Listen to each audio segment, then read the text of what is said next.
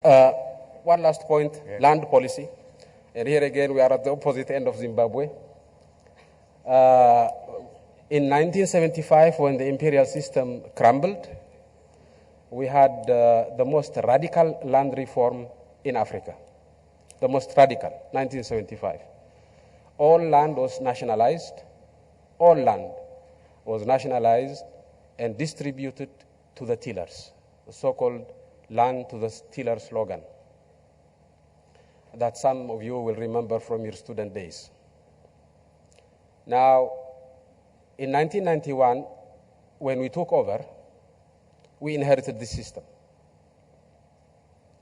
And we needed to reform it. We were given two options. The Bretton Woods institutions told us, privatize the land. Let the farmers sell and buy land.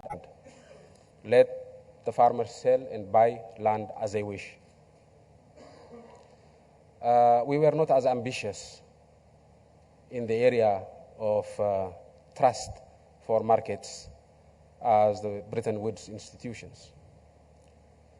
So we chose for a halfway system whereby the farmers, the peasants, will not be able to sell or buy land, but they will have indefinite use right, which means they will use it so long as they are alive and pass it on to their children, but they will not sell it. They will not be allowed to alienate it. They will be able to rent it. They will be able to pass it on to their children by way of inheritance, but they will never be allowed to buy and sell land. That means land security in Ethiopia is almost absolute.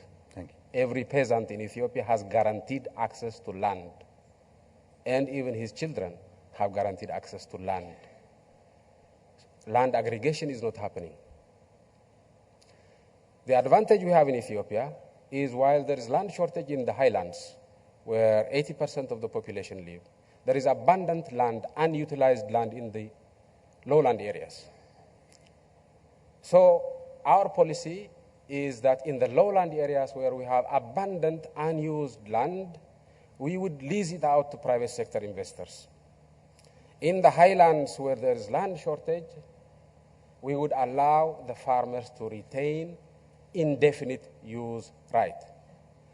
So you have one extreme in the highlands where land is not sold and bought and it's permanently owned by the farmers.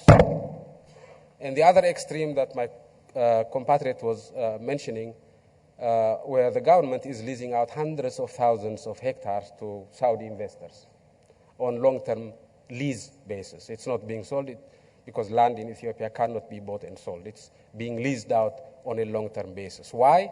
Because in the lowlands we have a lot of unutilized land. In the highlands we have land shortage, and where we have the land shortage, we divide, we share our poverty equally. Thank you very much. Now, that may not be the orthodox policy. Well, my government has been very severely criticized by the Bretton Woods institutions, and even some of our good friends have not been very happy with this. But I'm very comfortable with it.